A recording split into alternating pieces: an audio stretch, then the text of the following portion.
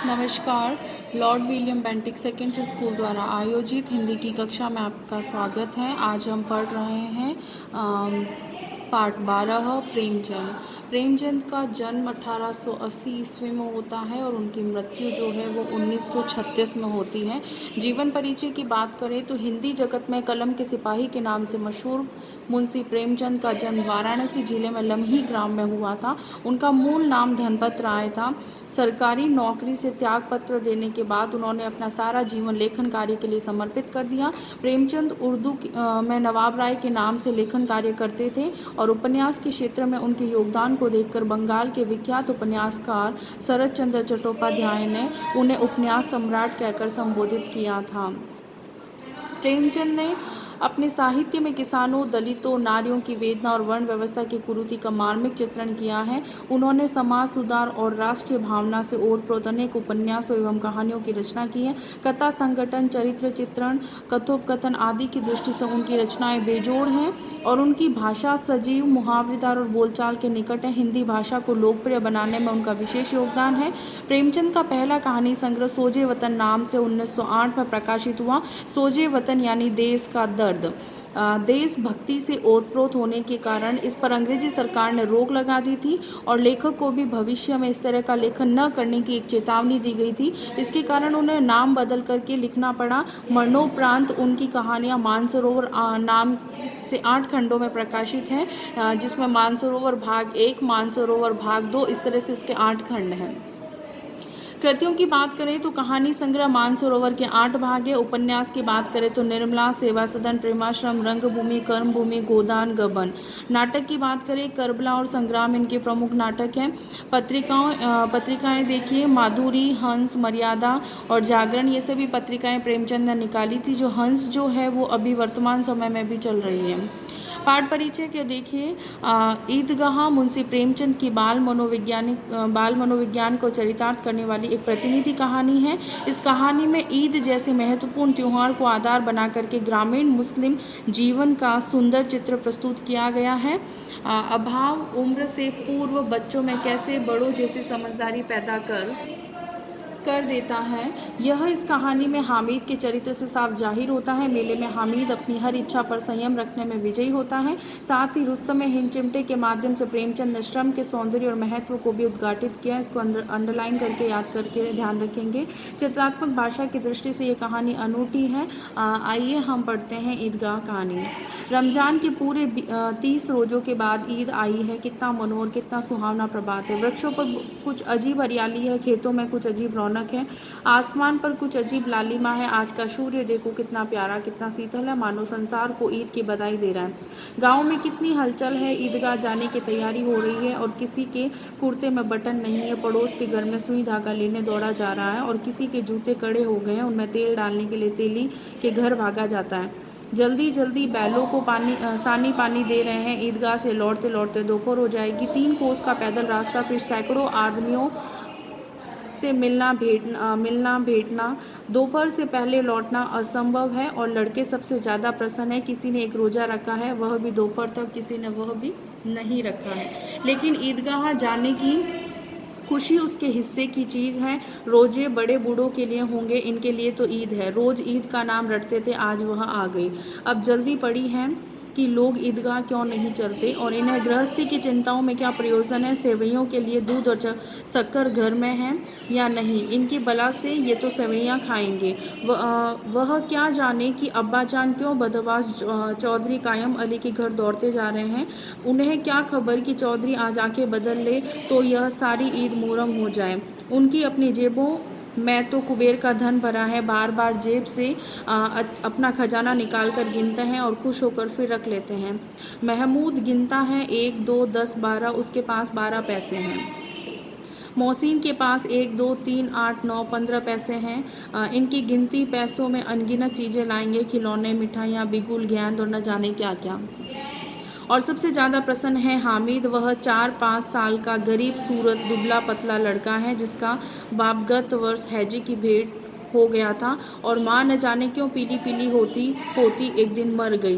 किसी को पता न चला क्या बीमारी है, कहती भी तो कौन सुनने वाला था। दिल पर जो कुछ बीतती है वह दिल में ही सहती थी और जब न सहा गया तो संसार से विदा हो गई। अब हामिद अपनी बूढ़ी दादी अमीना की गोद में सोता है और उतना ही प्रसन्न है। उसके अब्बा जान रुपए कमाने गए हैं, बहुत सी थैलियाँ लेकर आएंगे। अम्मी जान अल्लाह मियाँ के घर से उसके लिए बड़ी अच्छी अच्छी चीज़ें लाने गई है, इसीलिए हामिद प्रसन्न है। आशा तो बड़ी चीज़ है और फिर बच्चों की आशा उनकी कल्पना तो राई का पर्वत बना देती है। हामिद के पाँव में जूते नहीं है, सिर पर एक पुरानी धुरानी टोपी है जिसका गोटा काला पड़ गया है, फिर भी वह प्रसन्न है। जब उसके अब्बा जान थैलियाँ और अम्मी जान नियामतें लेकर आएंगी तो वह दिल से अरमान निकाल लेगा और तब देखेगा महमूद, मोहसिन, नूरे और सम्मी कहाँ से उतने पैसे निकालेंगे। अभागिन अमीना अपनी कोठरी में बैठी रो रही है। आज ईद का दिन और उसके घर में दाना नहीं है। आज आबिद होता तो क्या इस तरह ईद आती और चली जाती और इस अंधकार और निराशा में वह डूबी जा रही थी। और किसने बुलाया था इस निगोड़ी ईद को। इस घर में उसका काम नहीं, लेकिन हामिद उसे किसी के मरने जीने से क्या मतलब है और उसके अंदर प्रकाश है, बाहर आशा है। विपत्ति अपना सारा दल बल लेकर आए, हामिद की आनंद भरी चितवन उसका विध्वंस कर देगी। हामिद भीतर जाकर दादी से कहता है, तुम डरना नहीं अम्मा, मैं सबसे पहले आऊँगा, बिल्कुल न डरना। अमीना का दिल कचोट रहा था। गाँव के बच्चे अपने अपने बाप के साथ जा रहे थे। हामिद का अमीना के सिवा और कौन है और उसे कैसे अकेले मेले जाने के लिए भेजे। उस भीड़ भाड़ में बच्चा कहीं खो जाए तो क्या हो। नहीं, अमीना उसे यों न जाने देगी। नन्ही सी जान है, 3 कोस चलेगा कैसे, पैर में छाले पड़ जाएंगे, जूते भी तो नहीं है।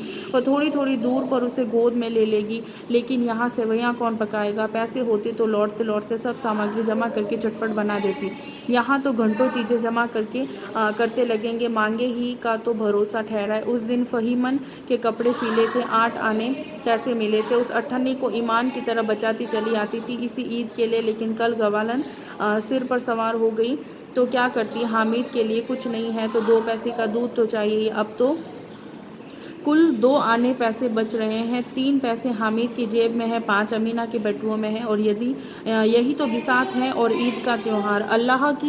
अल्लाह ही बेड़ा पार लगाए। सभी को सेवैयाँ चाहिए और थोड़ा किसी की आंखों नहीं लगता है। किस से मुंह चुराएगी और मुंह क्यों चुराए। साल भर का त्यौहार है, ज़िंदगी खैरियत से रहे, उनकी तकदीर भी तो उसी के साथ है। बच्चे को खुदा सलामत रखे, ये दिन भी कट जाएंगे।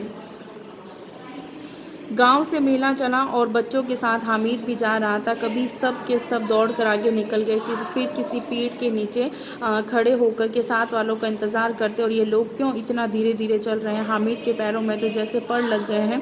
वह कभी थक सकता है। शहर का दामन आ गया है और सड़क के दोनों और अमीरों के बगीचे हैं। पक्की 4 दीवारी बनी हुई है, पेड़ों में आम और लीचियाँ बनी हुई है। और कभी कभी कोई लड़का कंकरी उठाकर आम पर निशाना लगाता है। माली अंदर से गाली देता हुआ निकलता है। लड़के वहाँ से एक फरलांग पर हैं, खूब हंस रहे हैं। माली को कैसे उल्लू बनाया। बड़ी बड़ी इमारतें आने लगी है। ये अदालत है, ये कॉलेज है, यह क्लब घर है। इतने बड़े कॉलेज में कितने लड़के पढ़ते होंगे। सब लड़के नहीं हैं जी, बड़े बड़े आदमी हैं। सच, उनकी बड़ी बड़ी मूंछें हैं। इतने बड़े हो गए अभी तक पढ़ने जाते हैं। न जाने कब तक पढ़ेंगे और क्या करेंगे इतना पढ़कर। हामिद के मदरसे में 2-3 बड़े बड़े लड़के हैं, बिल्कुल 3 कौड़ी के, रोज़ मार खाते हैं, काम से जी चुराने वाले।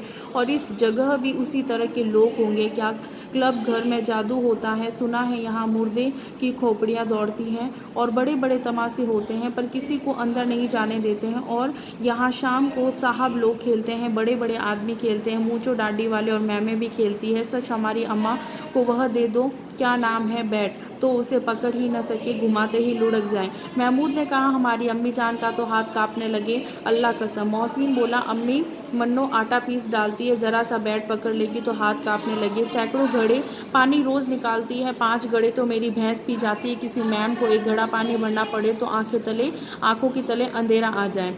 महमूद लेकिन दौड़ती तो नहीं, उछल कूद तो नहीं कर सकती। मोहसिन, हाँ, उछल कूद नहीं सकती, लेकिन उस दिन मेरी गाय खुल गई थी और चौधरी के खेत में जा पड़ी थी तो अम्मा इतना तेज़ दौड़ी कि मैं उन्हें न पा सका। सच, आगे चले, हलवाइयों की दुकानें शुरू हुई। आज खूब सजी हुई थी। इतनी मिठाइयाँ कौन खाता है, देखो न एक एक दुकान पर मनो होगी। सुना है रात को जिन्नात आकर खरीद ले जाते हैं। अब्बा कहते थे कि आधी रात को एक आदमी हर दुकान पर आता है और जितना माल बचा होता है वह तुलवा लेता है और सचमुच के रुपए देता है, और बिल्कुल ऐसे ही रुपए। हामिद को यकीन न आया, और ऐसे रुपए जिन्नात को कहाँ से मिल जाएंगे। मोहसिन ने कहा, जिन्नात को रुपए की क्या कमी है, जिस खजाने में चाहे चले जाए, लोहे के दरवाजे तक उन्हें नहीं रोक सकते हैं। जनाब, आप हैं किस फेर में, हीरे जवाहरात तक उनके पास रहते हैं। जिससे खुश हो गए, उन्हें टोकरों जवाहरात दे दिए। अभी यही बैठे हैं, 5 मिनट में कलकत्ता पहुंच जाएं। हामिद ने फिर पूछा, जिन्नात बहुत बड़े बड़े होते होंगे ना। मोहसिन, एक एक आसमान के बराबर होता है जी। ज़मीन पर खड़ा हो जाए तो उसका सिर आसमान से जा लगे, मगर चाहे तो एक लोटे में घुस जाए। हामिद, लोग उन्हें कैसे खुश करते होंगे, कोई मुझे वह मंत्र बता दे तो मैं एक जिन को खुश कर दूं।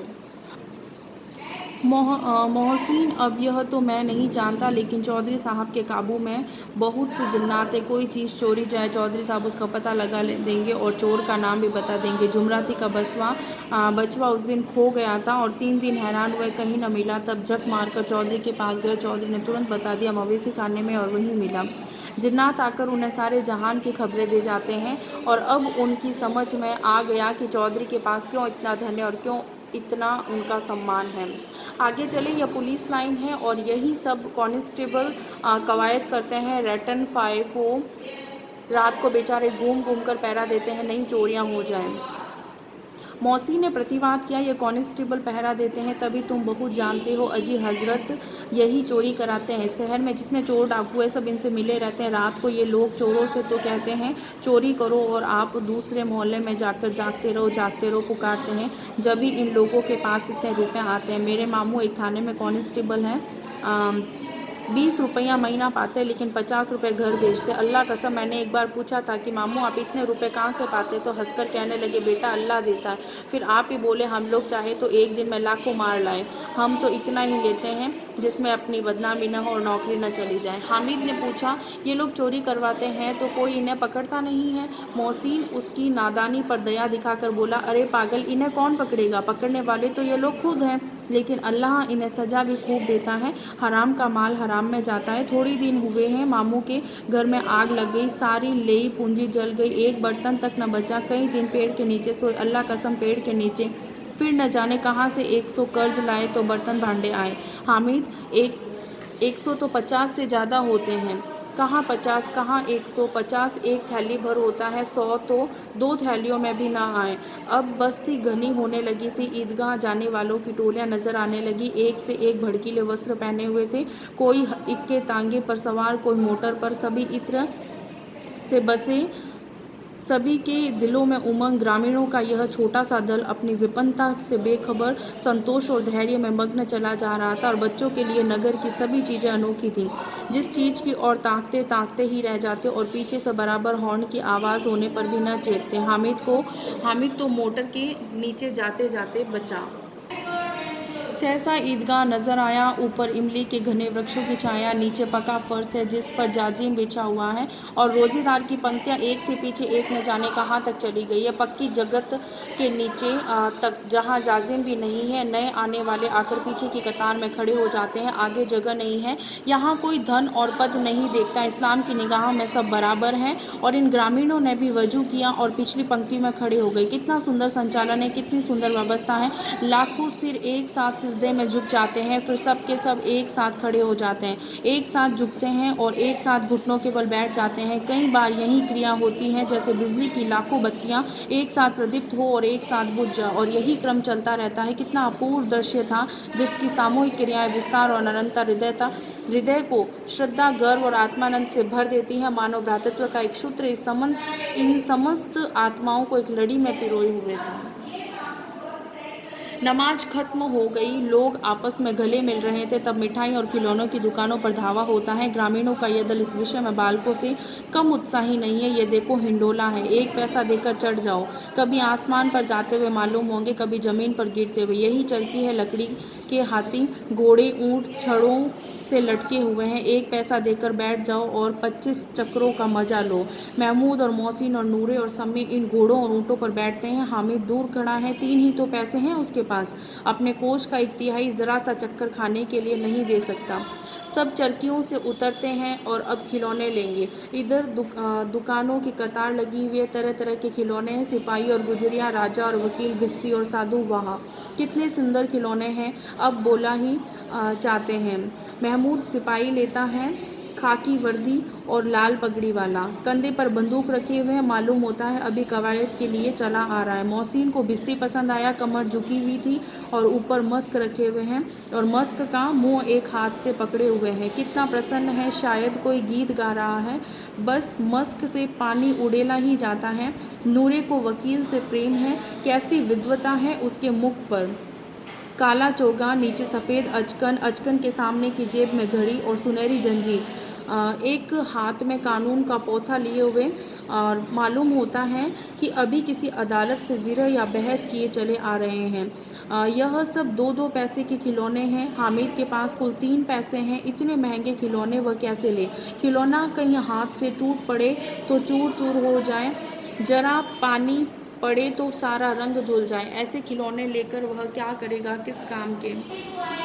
मोहसिन कहता है मेरा बिस्ती रोज़ पानी दे जाएगा और सांझ सवेरे महमूद और मेरा सिपाही घर का पहरा देगा। कोई चोर आएगा तो फ़ौरन बंदूक फेर कर देगा। नूरे और मेरा वकील खूब मुकदमा लड़ेगा। हामिद खिलौनों की निंदा करता है, मिट्टी ही के तो हैं, गिरे तो चकनाचूर हो जाए। लेकिन ललचाई हुई आंखों से खिलौनों को देख रहा है और चाहता है कि जरा देर के लिए उन्हें हाथ में ले सकता है। उनके हाथ अनायास ही लपकते हैं, लेकिन लड़के इतने त्यागी नहीं होते, विशेषकर जब अभी नया शौक़ है। हामिद जो है वो ललचाता रह जाता है। खिलौने के बाद मिठाइयाँ आती है। किसी ने रेवड़ियाँ ली, किसी ने गुलाब जामुन, किसी ने सोहन हलवा लिया। मज़े से खा रहे हैं। हामिद उनकी बिरादरी से पृथक है।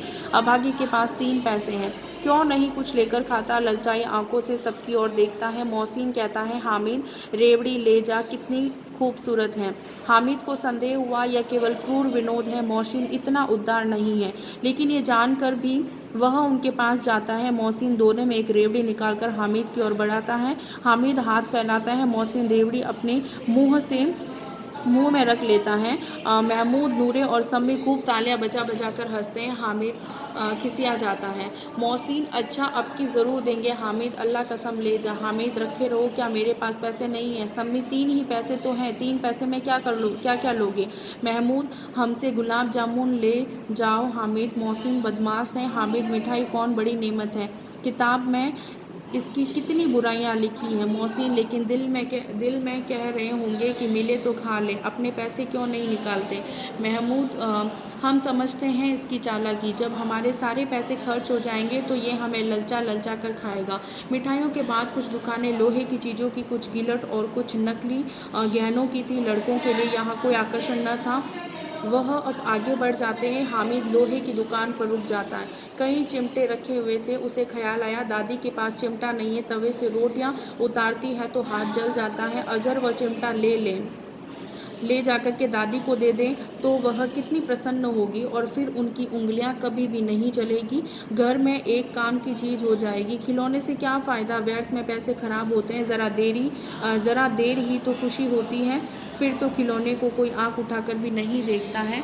या तो घर पहुँचते पहुँचते टूट फूट कर बराबर हो जाएंगे, या छोटे बच्चे जो मेले में नहीं आए हैं जिद करके ले लेंगे और तोड़ डालेंगे। चिमटा कितने काम की चीज़ें, रोटियां तवे से उतार लो, चूल्हे में सेक लो। कोई आग मांगने आए तो चटपट चूल्हे से आग निकाल कर उसे दे दो। अम्मा बेचारी को कहाँ फुर्सत है कि बाजार आए और इतने पैसे ही कहाँ मिलते हैं, रोज़ हाथ जला लेती है। हामिद के साथ ही आगे बढ़ गए और सबील पर सब के सब शरबत पी रहे हैं। देखो सब कितने लालची, इतनी मिठाइयाँ ली, मुझे किसी ने एक भी नहीं दी। और उस पर कहते हैं मेरे साथ खेलो, मेरा यह काम करो। अगर किसी ने कोई काम करने को कहा तो पूछूंगा, खाए मिठाइयाँ आप, मुंह सड़ेगा, फोड़े पुंसियाँ निकलेगी, आप ही जबान चटोरी हो जाएगी। तब घर से पैसे चुराएंगे और मार खाएंगे। किताब में झूठी बातें थोड़ी ही लिखी हैं। मेरी ज़बान क्यों खराब होगी? अम्मा चिमटा देखते ही दौड़कर मेरा हाथ से ले लेगी और कहेगी, मेरा बच्चा अम्मा के लिए चिमटा लाया है। हज़ारों दुआएं देंगी। किस पड़ोस की औरतें फिर पड़ोस की औरतों को दिखाएगी कि सारे गांव में चर्चा होने लगेगी, हामिद चिमटा लाया है, कितना अच्छा लड़का है। इन लोगों के खिलौने पर कौन इन्हें दुआएं देगा? बड़ों की दुआएं सीधे अल्लाह के दरबार में पहुंचती हैं और तुरंत सुनी जाती है। मेरे पास पैसे नहीं है, तभी तो मोहसिन और महमूद ये मिजाज दिखाते हैं। मैं ही इन्हें मिजाज दिखाऊंगा। खेल खिलौने और खाए मिठाइयाँ। मैं नहीं खेलता खिलौने। किसी का मिजाज क्यों सहूँ? मैं गरीब से ही किसी से कुछ मांगने तो नहीं चाहता। आखिर अब्बा जान कभी न कभी आएंगे, अम्मा भी आएगी ही। फिर इन लोगों से पूछूंगा कितने खिलौने लोगे। एक एक को टोकरियाँ खिलौने दूं और दिखा दूं कि दोस्तों के साथ इस तरह सलूक किया जाता है। यह नहीं कि एक पैसे की रेवड़ियाँ ली तो चिड़ा चिड़ा कर खाने लगे। सब के सब खूब हंसेंगे कि हामिद ने चिमटा लिया। हंसे मेरी बला से। उसने दुकानदार से पूछा, यह चिमटा कितने का है? दुकानदार ने उसकी ओर देखा और कोई आदमी साथ न देखकर बोला, तुम्हारे काम का नहीं है जी। बिकाऊ है? क्यों नहीं? बिकाऊ क्यों नहीं है? और यहाँ क्यों लाद लाए हैं? तो बताते क्यों नहीं? कै पैसे का है? 6 पैसे लगेंगे। हामिद का दिल बैठ गया। ठीक ठीक बताओ। ठीक ठीक 5 पैसे लगेंगे। लेना हो तो लो, नहीं चलते बनो। हामिद ने कलेजा मजबूत करके कहा, 3 पैसे लोगे?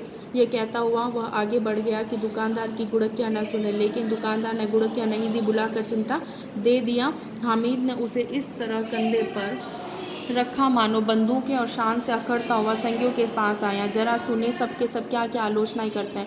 मोहसिन ने हंसकर कहा, ये चिमटा क्यों लाया पगले? इसे क्या करेगा? हामिद ने चिमटे को जमीन पर पटक कर कहा, जरा अपना भिश्ती जमीन पर गिरा दो, सारी पसलियाँ चूर चूर हो जाए बच्चों की। महमूद बोला, तो ये चिमटा कोई खिलौना है? हामिद, खिलौना क्यों नहीं है? अभी कंधे पर रखा बंदूक हो गई, हाथ में ले लिया फ़कीरों का चिमटा हो गया। चाहूँ तो इससे मजीरे का काम ले सकता हूँ। एक चिमटा जमा दूँ तो तुम लोगों के सारे खिलौने ही की जान निकल जाए।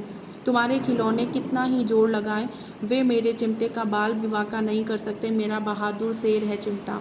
सम्मी ने खंजरी ली थी। प्रभावित होकर बोला, मेरी खंजरी से बदलोगे? 2 आने की है। हामिद ने खंजरी की ओर उपेक्षा से देखा। मेरा चिमटा चाहे तो तुम्हारी खंजरी का पेट फाड़ डाले।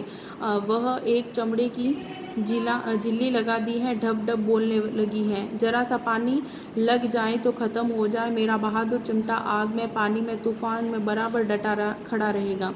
चिमटे ने सभी को मोहित कर लिया। लेकिन अब पैसे किसके पास धरे हैं? फिर मेले से दूर निकल आए। 9 कब के बज गए। धूप तेज हो रही है, घर पहुंचने की जल्दी हो रही है। बाप से जिद भी करे तो चिमटा नहीं मिल सकता है। हामिद है बड़ा चालाक, इसीलिए बदमाश ने अपने पैसे बचा कर रखे थे। अब बच्चों के 2 दल हो गए थे। मोहसिन, महमूद, सम्मी और नूरे एक तरफ हो गए थे। हामिद अकेला दूसरी तरफ था। शास्त्रार्थ हो रहा था। सम्मी तो विधर्मी हो गया, दूसरे पक्ष में जा मिला। लेकिन मोहसिन, महमूद और नूरे भी हामिद से 1-1, 2-2 साल बड़े होने पर भी हामिद के आघातों से आतंकित हो उठे। और उसके पास न्याय का बल है और नीति की शक्ति है। एक और मिट्टी है, दूसरी और लोहा है। जो इस वक्त अपने को फौलाद कह रहा है वह अजय है, घातक है। अगर कोई शेर आ जाए तो मियाँ बिस्ती के छक्के छूट जाए। मियाँ सिपाही मिट्टी की बंदूक छोड़कर भागे। वकील साहब की नानी मर जाए, चौके में मुंह छिपाकर ज़मीन पर लेट जाए। अगर ये चिमटा, यह बहादुर, यह रुस्तमे हिंद लपक कर शेर की गर्दन पर सवार हो जाए और उसकी आंखें निकाल लेगा। मोहसिन ने एड़ी चोटी का जोड़ लगाकर कहा, अच्छा पानी तो नहीं भर सकता? हामिद ने चिमटे को सीधा खड़ा करके कहा, भिश्ती को एक डांट बताएगा तो दौड़ा हुआ पानी लाकर इसके द्वार पर छिड़कने लगेगा। मोहसिन परास्त हो गया, पर महमूद ने कुमुक पहुंचाई। अगर बच्चू पकड़ा जाए तो अदालत में बंदे बंदे फिरेंगे, वह तो वकील साहब के पैरों पड़ेंगे। हामिद इस प्रबल तर्क का जवाब न दे सका और उसने पूछा, हमें पकड़ने कौन आएगा? नूरे ने अकड़ कर कहा, ये सिपाही बंदूक वाला। हामिद ने मुंह चिढ़ाकर कहा, यह बेचारे हम बहादुर रुस्तमे हिंद को पकड़ेंगे। अच्छा लाओ, अभी जरा कुश्ती हो जाए। इसकी सूरत देख करके दूर से भागेंगे और पकड़ेंगे क्या बेचारे? मोहसिन को एक नई चोट सूझ गई और तुम्हारे चिमटे का मुंह रोज आग में जलेगा। उसने समझा था कि हामिद लाजवाब हो जाएगा, लेकिन यह बात नहीं हुई। हामिद ने तुरंत जवाब दिया, आग में बहादुर ही कूदते हैं जनाब। तुम्हारे यह वकील, सिपाही और भिश्ती लौंडियों की तरह घर में घुस जाएंगे। आग में कूदना वह काम है जो यह रुस्तमे हिंद ही कर सकता है। महमूद ने एक जोर लगाया, वकील साहब कुर्सी मेज पर बैठेंगे, तुम्हारा चिमटा तो बावर्ची खाने में ज़मीन पर पड़ा रहेगा। इस तर्क ने सम्मी और नूरे को भी सजीव कर दिया। कितने ठिकाने की बात कही है पट्टे ने, चिमटा बावर्ची खाने में पड़े रहने के सिवा और क्या कर सकता। हामिद को कोई फड़कता हुआ जवाब न सूझा तो उसने धांधली शुरू की, मेरा चिमटा बावर्ची खाने में नहीं रहेगा। वकील साहब कुर्सी पर बैठेंगे तो जाकर उन्हें ज़मीन पर पटक देगा और उनका कानून उनके पेट में डाल देगा। बात कुछ बनी नहीं, खासी गाली गलौज थी, कानून को पेट में डालने वाली बात छा गई। ऐसी छा गई कि तीनों सुरमा मुंह ताकते रह गए, मानो कोई दहलचा कनकोआ किसी गंडे वाले कनकोए को काट गया हो और कानून मुंह से बाहर निकालने वाली चीज़ है, उसको पेट के अंदर डाल दिया जाना बेतुकी सी बात होने पर भी कुछ नयापन रखती है। हामिद ने मैदान मार लिया और उसका चिमटा रुस्तम हिंद है। अब इसमें मोहसिन, महमूद, नूरे, सम्मी किसी को भी आपत्ति नहीं हो सकती है। विजेता को हारने वालों से जो सत्कार मिलना स्वाभाविक है वह हामिद को भी मिला और औरों ने 3-3, 4-4 आने पैसे खर्च किए पर कोई काम की चीज़ न ले सके। हामिद ने 3 पैसे में रंग जमा लिया। सच ही तो है, खिलौनों का क्या भरोसा, टूट फूट जाएंगे। हामिद का चिमटा तो बना रहेगा बरसों। संधि की शर्तें तय होने लगी। मोहसिन ने कहा, जरा अपना चिमटा दो, हम भी देखें, तुम हमारा भिश्ती लेकर देखो। महमूद और नूरे ने भी अपने अपने खिलौने पेश किए। हामिद को इन शर्तों को मानने में कोई आपत्ति नहीं थी और चिमटा बारी बारी से सबके हाथ में गया और उसने खिलौने बारी बारी से हामिद के हाथ में दिए। कितने खूबसूरत खिलौने हैं। हामिद ने हारने वालों के आंसू पोंछे, और मैं तुम्हें चिढ़ा रहा था, सच ये चिमटा भला इन खिलौनों की क्या बराबरी करेगा। मालूम होता है अब बोले। लेकिन मोहसिन की पार्टी को इस दिलासे से संतोष नहीं होता। चिमटे का सिक्का खूब बैठ गया था। चिपटा हुआ टिकट अब पानी से नहीं छूट रहा है। मोहसिन, लेकिन इन खिलौनों के लिए कोई हमें दुआ तो न देगा। महमूद, दुआ को लिए फिरते हो, उल्टे मार न पड़े। अम्मा ज़रूर कहेगी कि मेले में यही मिट्टी के खिलौने तुम्हें मिले। हामिद को स्वीकार करना पड़ा कि खिलौनों को देखकर किसी की माँ इतनी खुश न होगी जितनी दादी चिमटे को देख कर के होगी। 3 पैसे ही में तो उसे सब कुछ करना था और उन पैसों में इस उपयोग पर पछतावे की बिल्कुल ज़रूरत न थी। फिर अब तो चिमटा रुस्तम हिंद है और सभी खिलौनों का बादशाह है। रास्ते में महमूद को भूख लगी और उसके बाप ने केले खाने को दिए। महमूद ने केवल हामिद को सांची बनाया और उसके अन्य मित्र मुँह ताकते रह गए और यह उस चिमटे का प्रसाद था। 11 बजे गांव में हलचल मच गई। मेले वाले आ गए। मोहसिन की छोटी बहन ने दौड़कर भिश्ती उसके हाथ से छीन लिया और मारे खुशी से जो उछली तो मियाँ भिश्ती नीचे आ रहे और सुरलोक से जा रहे और इस पर भाई बहन में मारपीट हुई। दोनों खूब रोए और उनकी अम्मा यह शोर सुनकर बिगड़ी और दोनों को ऊपर से 2-2 चांटे और लगाए। मियाँ नूरे के वकील का अंत उनके प्रतिष्ठा अनुकूल इससे ज़्यादा गौरवमय हुआ। वकील ज़मीन पर या ताक पर तो नहीं बैठ सकता, उनकी मर्यादा का विस्तार तो रखना ही होता है। और दीवार में 2 खुंटियाँ गाड़ी थीं, उन पर लकड़ी का एक पटरा रखा था। पटरे पर कागज़ का कालीन बिछाया गया। वकील साहब राजा भोज की भांति सिंहासन पर विराजे।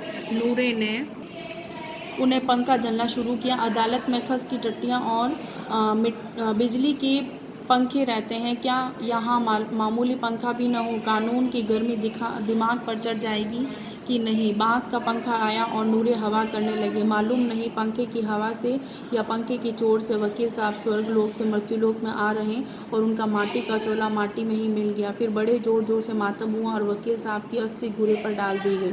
अब रहा महमूद का सिपाही, उसे चटपट गांव का पहरा देने का चार्ज मिल गया। लेकिन पुलिस का सिपाही कोई साधारण व्यक्ति तो था नहीं जो अपने पैरों चले। वह पालकी पर चलेगा। एक टोकरी आई उसमें कुछ लाल रंग के फटे पुराने चिथड़े बिछाए गए जिसमें सिपाही साहब आराम से लेटे। नूरे ने यह टोकरी उठाई और उसके द्वार का चक्कर लगाने लगे। उनके दोनों छोटे भाई सिपाही की तरफ से छोड़ने वाले जागते रहो पुकारते चलते हैं, मगर रात जो अंधेरी होनी चाहिए थी महमूद को ठोकर लग जाती है और टोकरी उसके हाथ से छूटकर गिर पड़ती है और मियाँ सिपाही अपनी बंदूक लिए ज़मीन पर आ जाते हैं और उनकी एक टांग में विकार आ जाता है। महमूद को आज ज्ञात हुआ कि वह अच्छा डॉक्टर है। उसको ऐसा मरहम मिल गया जिससे वह टूटी टांग को आनन फानन जोड़ सकता है। केवल गुल्लर का दूध चाहिए, गुल्लर का दूध आता है, टांग जोड़ दी जाती है। लेकिन सिपाही को ज्यों ही खड़ा किया जाता है टांग जवाब दे देती है। शल्य क्रिया असफल हुई तब उसकी दूसरी टांग भी तोड़ दी जाती है। अब कम से कम एक जगह आराम से बैठ तो सकता है, एक टांग से तो न चल सकता न बैठ सकता था।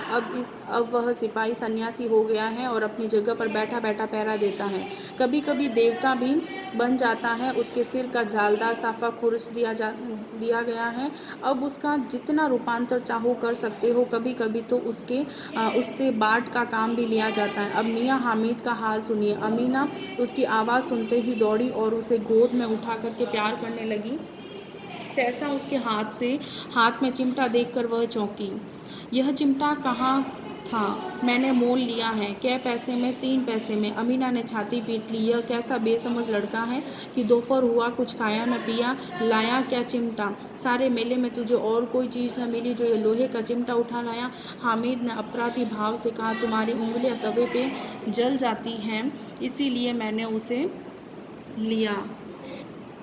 बुढ़िया का क्रोध तुरंत जो है वो स्नेह में बदल गया, और स्नेह भी वह नहीं जो प्रगल्भ होता है। प्रगल्भ मतलब बहुत तेज और अपनी सारी कसक शब्दों में बिखेर देता है। यह मूक स्नेह था, खूब ठोस रस और स्वाद से भरा हुआ था। बच्चे में कितना त्याग, कितना सद्भाव और कितना विवेक है। दूसरों को खिलौने लेते और खाते देखकर इसका मन कितना ललचाया होगा। इतना जब्त इससे हुआ कैसे? वहाँ भी उसे अपनी बुढ़िया दादी की बात यही बनी रही और अमीना का मन गदगद हो गया। और अब एक बड़ी विचित्र बात हुई। हामिद के इस चिमटे से भी विचित्र। बच्चे हामिद ने बूढ़े हामिद का पाठ खेला था। बुढ़िया अमीना बालिका अमीना बन गई थी और वह रोने लगी। दामन फैलाकर हामिद को दुआएं देती जाती थी और आंसू की बड़ी बड़ी बूंदें गिराती जाती थी। हामिद इसका रहस्य क्या समझता है?